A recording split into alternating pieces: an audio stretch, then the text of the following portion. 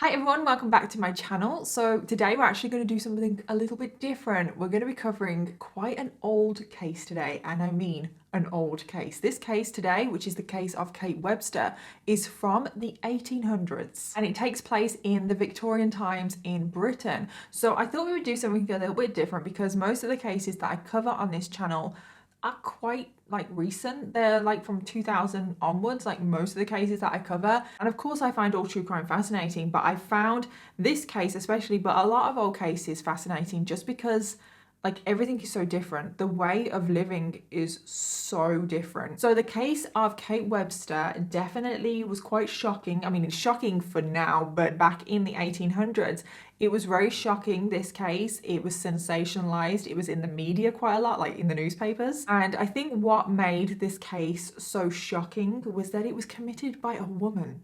I know, shock horror. But we are talking about the Victorian times here, and women were definitely seen differently than they are now, because I definitely think if a man had committed this crime in the same time period, it wouldn't be as shocking. It would still be shocking because you've read the title, but it wouldn't be as shocking. It wouldn't have made as many headlines as it did. And I don't want to give too much away in this case, but I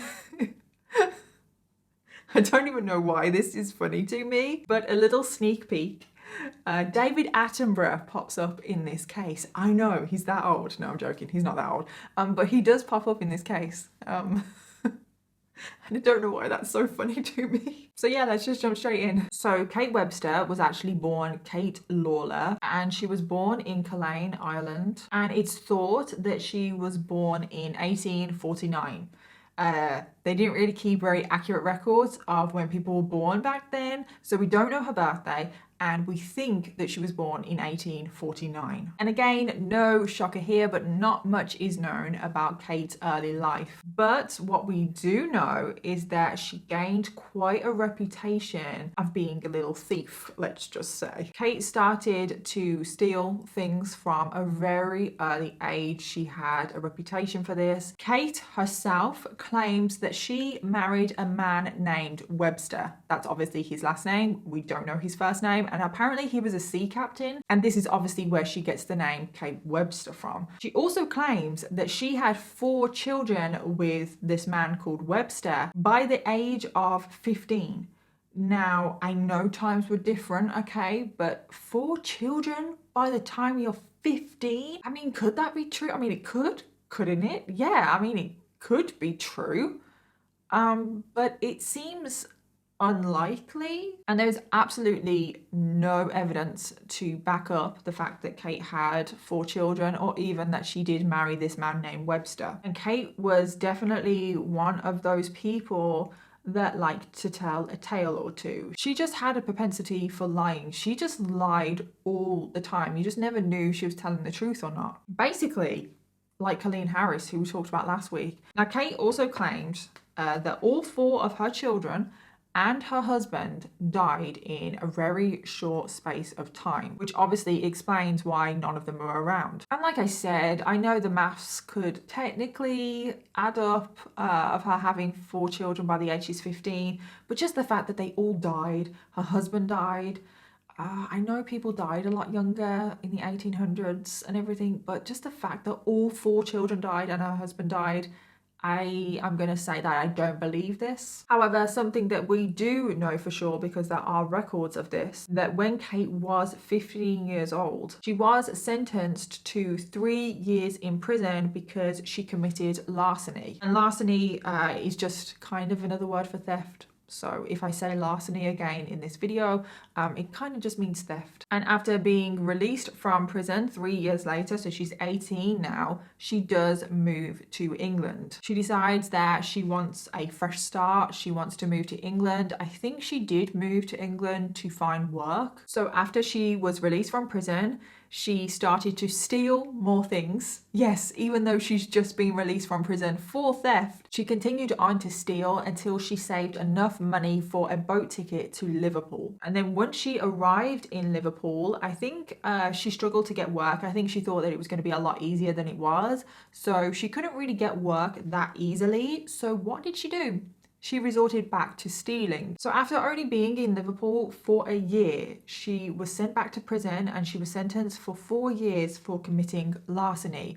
She really does have sticky fingers. She really can't help herself. And then she was released from prison in January 1872. She is now in her early 20s. And this is when she decided that she'd had enough of Liverpool and she wanted to move to London. Again, I think she moved to London for job opportunities because obviously it is the capital. And when she got to London, she settled into Hammersmith, which is just like a district of central London, and she became a maid. Not long after moving to London, Kate did give birth to a son that she named John, but the identity of the father is not actually known because Kate, remember, she has a propensity for lying. She's actually given 3 different identities for the father of her child. Kate herself has said that this forced her into a life of crime because she needed to steal things in order for her and her son to survive, which I'm not disputing.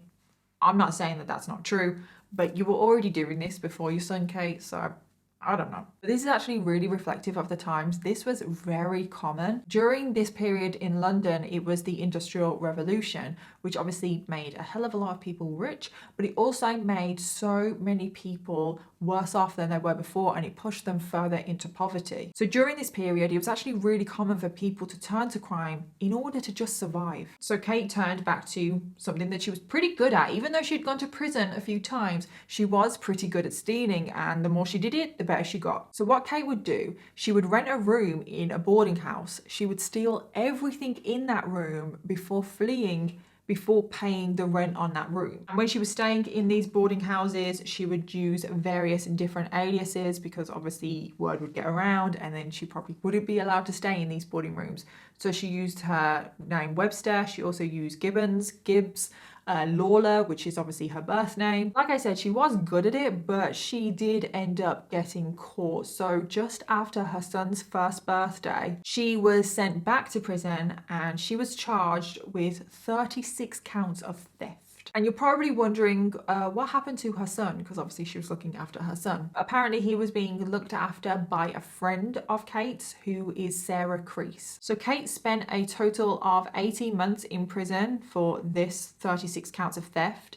And then literally she got released and then she was sent back to prison pretty much straight away for committing theft again. And then she was sent to prison for another year on top of that. I swear, prison to Kate is like a second home. It really is. But just a side note here, because I found this really interesting, because when I do my research, quite often I fall down the rabbit hole of something that's not even to do with the case. But I fell down the rabbit hole of what prisons were like in the 1800s. Like I said, because of the Industrial Revolution and everything, in the 1800s, there was a dramatic increase in crime. And people, obviously, because of committing more crime, they were being sent to prison a lot more often. And this is thought to be because of the rise of the big cities, because of the Industrial Revolution. Because before this, people lived in small little villages where if you committed crime, obviously everyone in these villages would know each other. And therefore, if you committed crime in these little villages, you wouldn't be able to get away with it. But when these cities started to get bigger and bigger and people were moving to the cities, because there were so many people,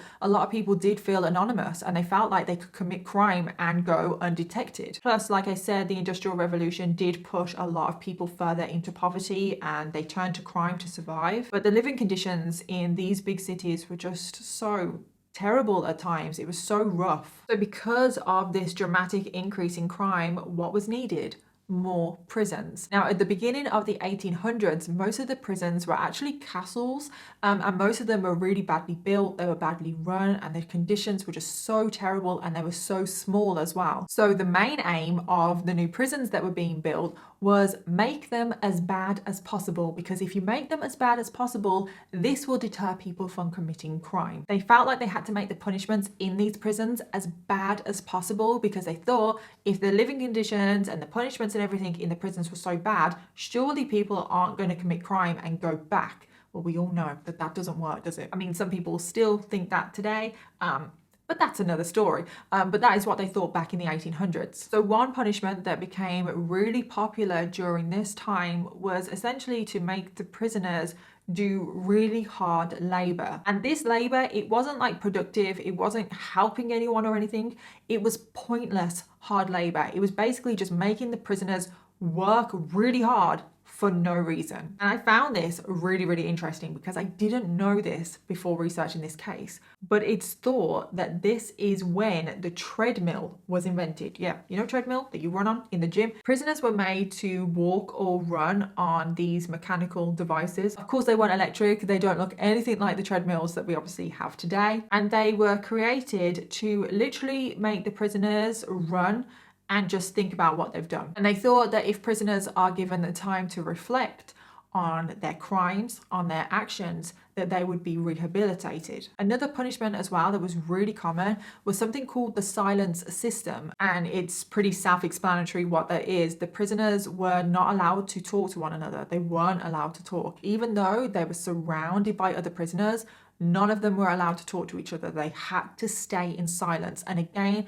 this is thought that if they're in silence, they're reflecting on their behavior, they're reflecting on their actions, and they'll be rehabilitated. So yeah, that's your little history lesson there of what prisons were like in the 1800s. They weren't very nice places at all, and they were actually made to be as bad as they possibly could to deter people from committing crime. And this is the kind of prison that Kate was going in and out of. A lot of the time her sentences did include hard labor, where she would just have to do pointless hard tasks to reflect on her crime. But it's quite clear in the case of Kate anyway, these punishments didn't work. So it's 1879 now. Kate is around 30 years old. She has just been released from prison. And this is when she finds work with a woman called Mrs. Thomas. Now, Mrs. Thomas is in her 50s. It's thought that she was probably about 54 at this point. Again, we don't know exactly her age because things aren't documented as well. But Mrs. Thomas was formerly a school teacher. She was well educated and was thought to be lower middle class. Mrs. Thomas was also twice widowed, and since the death of her second husband in 1873, she had lived alone at 2 Vine cottages in Richmond. Now, Mrs. Thomas was described as eccentric by her neighbours, and I can't help but think, like, what would be eccentric in 1879? Like, what would people think was eccentric? Like, I don't know. Was it literally just something as stupid as, oh my God, she's wearing her dress 1 inch too short? Or was it because she was a woman and she lived alone? But it's also thought that Mrs. Thomas was incredibly lonely as well. And it's also thought that she wasn't as wealthy as some people would think. Basically, Mrs. Thomas tried to give off the impression that she had a lot more money than she did. She would buy jewelry that she couldn't afford. She would buy dresses that she couldn't afford. She would dress to the nines all the time to give off the impression of wealth. And I feel like trying to portray wealth was very common in Victorian times. Let's just say in this time period, everyone was very concerned with status. Everything was about keeping up appearances, making it look like you were something that you were not. And when I really think about it, that just sounds like social media. And one thing that Mrs. Thomas felt like she had to have was a maid, because this gave off the impression of wealth, and it gave off the impression that she could afford to have a maid. And this is how Mrs. Thomas met Kate Webster. My eyeliner is running out and I refuse to get a new one. So these wings are proving more difficult than normal. So basically, Mrs. Thomas had a friend that knew Kate that recommended Kate to Mrs. Thomas. And Mrs. Thomas pretty much hired Kate on the spot. She didn't really ask many questions, and there was no such thing as like a background check in those days. And by this time, Kate had a pretty detailed criminal record, but obviously Mrs. Thomas doesn't know this. So Kate starts working for Mrs. Thomas on the 29th of January 1879, and Kate also moved into Mrs. Thomas's house, and I think this was pretty standard practice for those days. Her son didn't live with her though. Her son continued on staying with that friend, you know, that friend that was looking after her son when she was in prison. I don't really feel like Kate had much to do with the upbringing of her son. It just seemed like she just pawned him off onto this friend, and the friend actually raised him, Sarah Crease. Not actually Kate, but yeah. So yeah, it's just Kate that moves into the house. And things are bad from the get-go. Kate has said that she thought Mrs. Thomas was a nice person, but then when she moved in and actually started working for her, she wasn't. The relationship between Mrs. Thomas and Kate deteriorated very quickly. Mrs. Thomas was just not the easiest person to work for, let's just say. She would constantly follow Kate around the house, constantly telling her all the things that she was doing wrong, pointing out areas that she'd missed. She was just extremely critical of Kate's cleaning, and apparently she had a little bit of a reputation for this as well. She was a very hard person to work for. I think she had quite a high turnover, and when I read this, I got Emily Gilmore vibes. Completely. And Kate became pretty resentful and hateful towards Mrs. Thomas. And I think Kate was making it pretty obvious that she didn't like Mrs. Thomas, and Mrs. Thomas picked up on this quite quickly to the point where she was actually kind of scared of Kate. And apparently she was that scared of Kate that she had arranged for someone from her church to temporarily move in and live with her so she wasn't on her own with Kate. And I just think if Mrs. Thomas was that scared of Kate, I'm not saying she wasn't, but it's just like if she was that scared of Kate, why wouldn't she just fire her, you know? And I don't really know who is in the wrong in this situation. I feel like they were probably both a bit difficult. So this kind of working relationship wasn't exactly sustainable, is it? So on the 28th of February, so like a month after Kate had started working for Mrs. Thomas had informed her that she was fired. And Kate was really angry and upset about this because she was being fired on a Friday. Kate said to Mrs. Thomas that it was pretty much impossible for her to find work over the weekend. And if Kate had no work, that also meant she had nowhere to live. So Kate practically begged Mrs. Thomas just to let her stay for the weekend, just to allow her to stay and work for her for a couple more days. And then on Monday, she would be gone and she would be able to find work easier on a Monday and therefore somewhere to live. Against her better judgment, Mrs. Thomas did agree to allow Kate to stay for the weekend. Kate stayed that one final weekend and worked for Mrs. Thomas. And then on the Sunday evening, Kate was supposed to help Mrs. Thomas get ready for her weekly trip to church. However, Kate decided that she didn't really want to do this, and instead she just wanted to get drunk at the pub. I mean, it is Sunday evening. She just doesn't care anymore. She's been fired. This is her last night working for Mrs. Thomas. She just doesn't care. So because of this, Mrs. Thomas didn't have Kate's help on getting ready to church, so this made her late.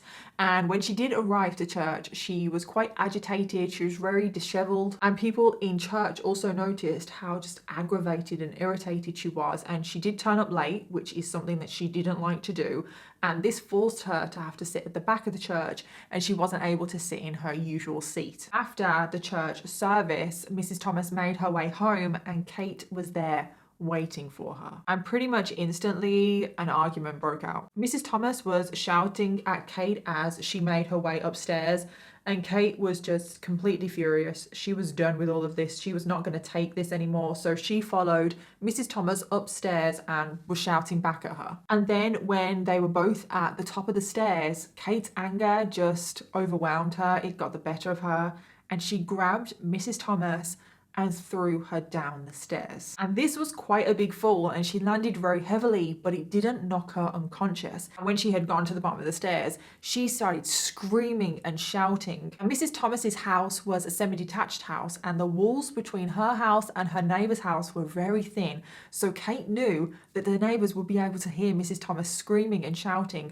So Kate ran downstairs after Mrs. Thomas, and she started to strangle her. And Kate continued to strangle Mrs. Thomas until, very sadly, she lost her life. Now, it's not actually known if Kate intended to murder Mrs. Thomas. There are speculations that it was just an accident, it was a heat of the moment thing, and Kate let her anger get the better of her. But then there are speculations that Kate actually went to the pub to get drunk, to almost give herself the confidence and the courage to follow through with her plans of murdering Mrs. Thomas. Regardless, whichever one is true, right now, Kate has a dead body on her hands and she just doesn't know what to do with it. And let's just say what Kate does with the body of Mrs. Thomas is probably what makes this case so infamous. Basically, Kate wanted to dispose of the body as best as she possibly could so she could get away with this crime. And the plan that she came up with is pretty gruesome. She started to dismember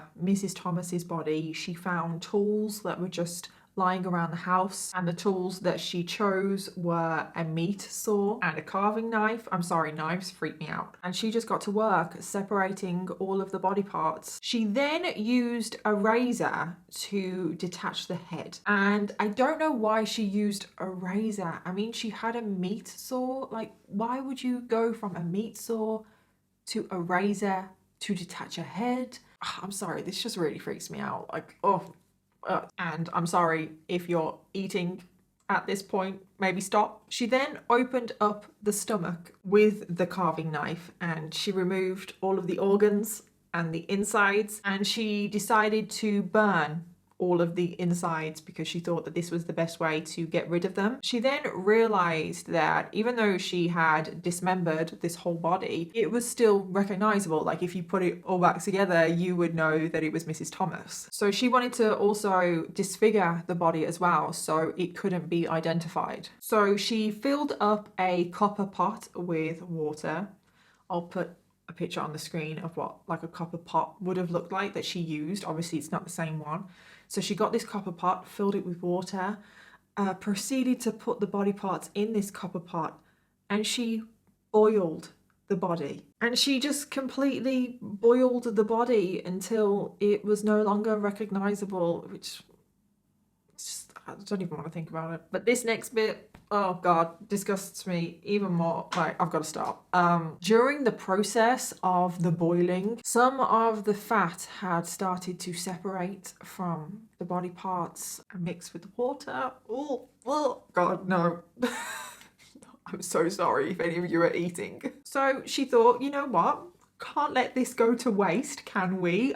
She decided to separate the fat from the water, and she put it into jars. And if you're wondering what she did with the jars, we will return to that later. So once she was done with all of this, she found a wooden trunk box thing, and she started to place all of the body parts in this trunk. However, not all of it would fit. So she got all of it in apart from the head and one foot. And this whole dismembering and disfiguring, boiling situation took her almost 2 days. But whilst she was doing all of this, she had to make sure that she kept up appearances with the neighbours and with the local community. So she carried on being the maid for Mrs. Thomas. And the neighbours didn't suspect anything, although they did note that there was a strange smell coming from the kitchen.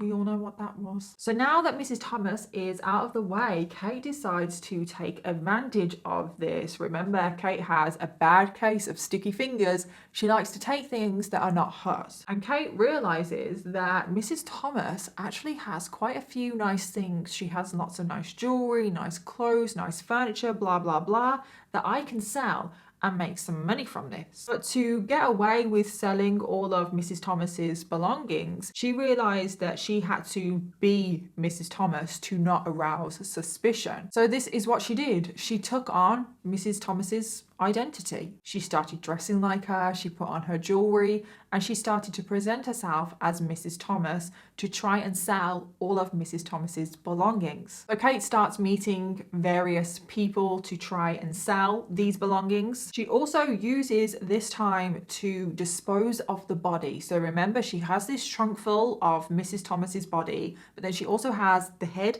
and the foot that she couldn't fit in the trunk. So she starts by getting rid of that random foot, and she threw the foot on a nearby manure heap. And I'm sure she probably buried it in there, but she would have had to get her hands dirty. I mean, she's used to getting her hands dirty though, isn't she? She then moved on to getting rid of the head, which is definitely a little bit of a strange story. So like I said, Kate was meeting with various people to try and sell Mrs. Thomas's possessions. Well, she had a meeting in a local pub with a man and his son to try and sell off some of Mrs. Thomas's possessions. Well, she thought that it would be a good idea to take the head along. So she put the head in a bag. I think it was kind of like a handbag, but I can't be sure. But she put the head in a bag and she took the bag with her. So Kate meets up with this man and his son, and they walk to the pub, and the man and his son take it in turns to hold Kate's bag. But obviously they think that she's Mrs. Thomas, so Yeah, it's very confusing. So I'm just going to call her Kate, even though she's pretending to be Mrs. Thomas. So the man and the son take turns holding Kate's bag, which has the head in, by the way. And they both were like making comments like, oh, this bag seems really heavy. Like, what do you have in it? But of course, Kate avoided these questions. She didn't answer them. So then they got to the pub. They clearly had their meeting.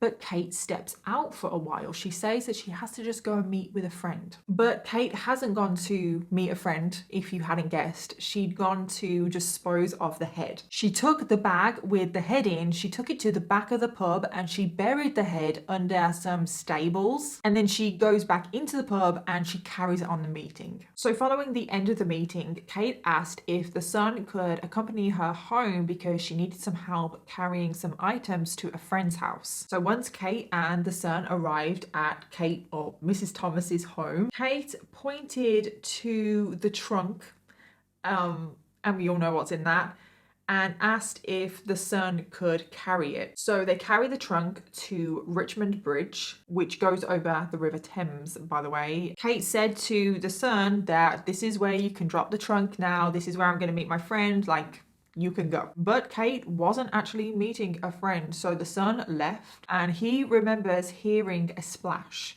So basically Kate had gotten the trunk and she threw the trunk with Mrs. Thomas's body in it into the River Thames. And then finally, oh God, this bit literally makes me feel sick to my stomach, but she had gotten rid of everything now, apart from those jars of fat. And it's rumoured that she got rid of these jars by selling them to the public. She sold them to the public and said that they were jars of pig's fat that they could use in their cooking. Well, I don't know how true that is, but I wouldn't put it past Kate to do this.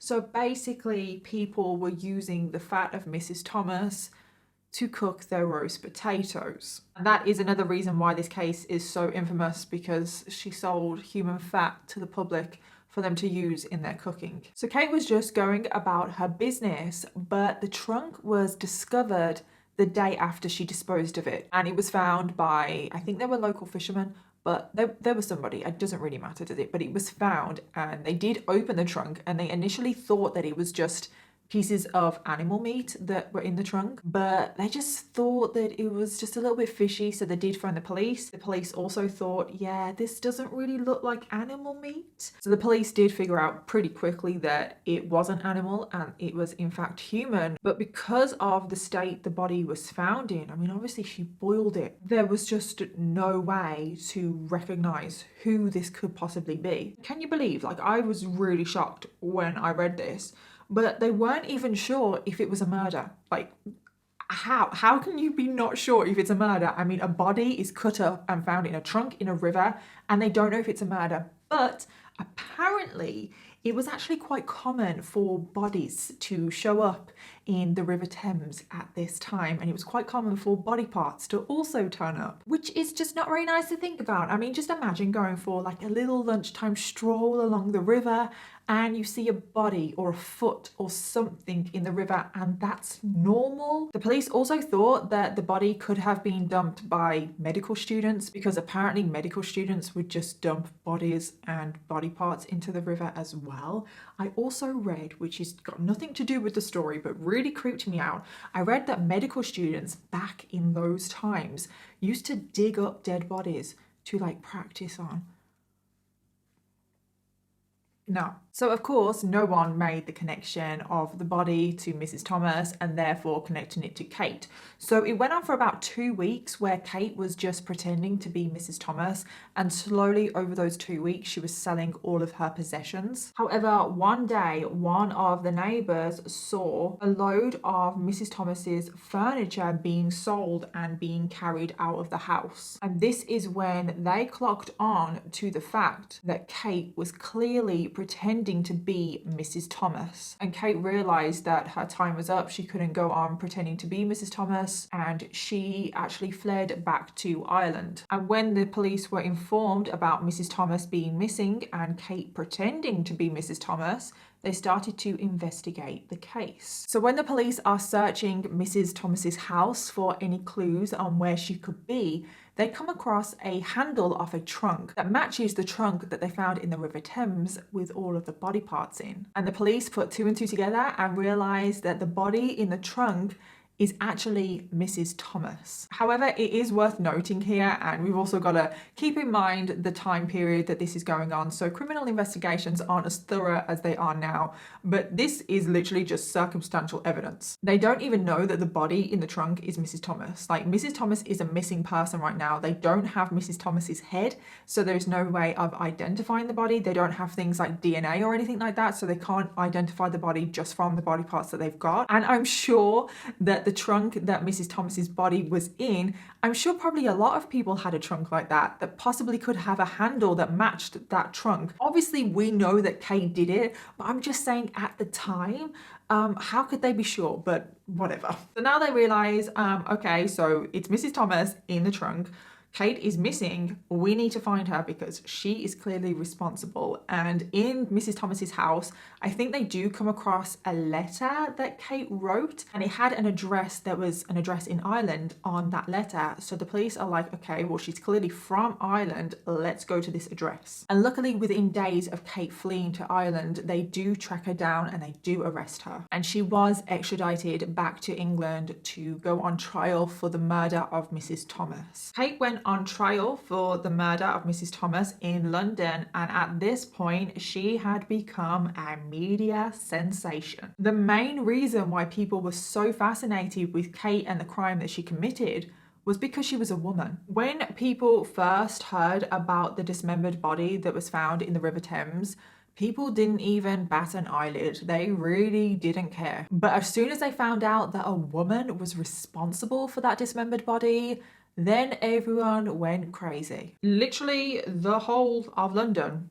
maybe even further out than London, I don't know, but literally the whole of London was talking about Kate Webster. So during the trial, Kate continued to plead her innocence. She actually never admitted to murdering Mrs. Thomas. And the defense for Kate actually put forward that they really didn't have that much evidence to point the finger at Kate. Then Kate tried to pin the blame on someone else. She tried to pin the blame on a local man called John Church. And John Church was one of the people that she sold some of Mrs. Thomas's furniture to. And Kate knew that by blaming the crime on a man, this would be so much more believable to the public and to the courts. And can you believe her plan actually worked? John Church was arrested for the murder of Mrs. Thomas. They did a whole investigation into John Church, but he had a solid alibi. He was innocent and he was released, I think, the next day. However, in the end, after all the evidence was heard in the trial, the jury found Kate guilty of the murder of Mrs. Thomas, even though Kate had done her very best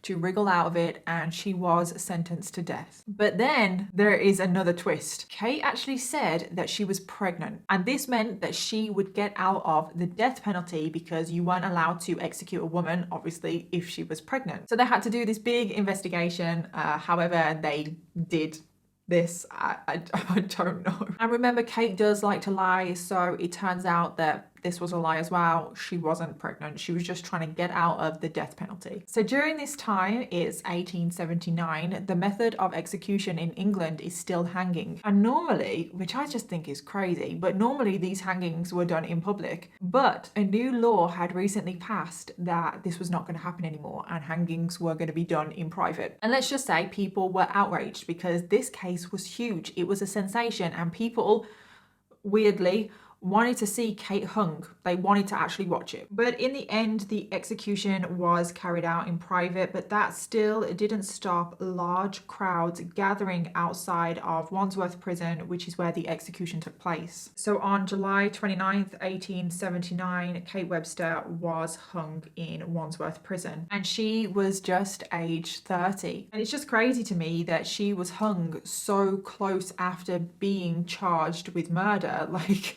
They did not mess around there, did they? After Kate was hung, all of her possessions were auctioned off, and I think this was pretty customary. I think this happened with everyone. I don't think Kate was special here.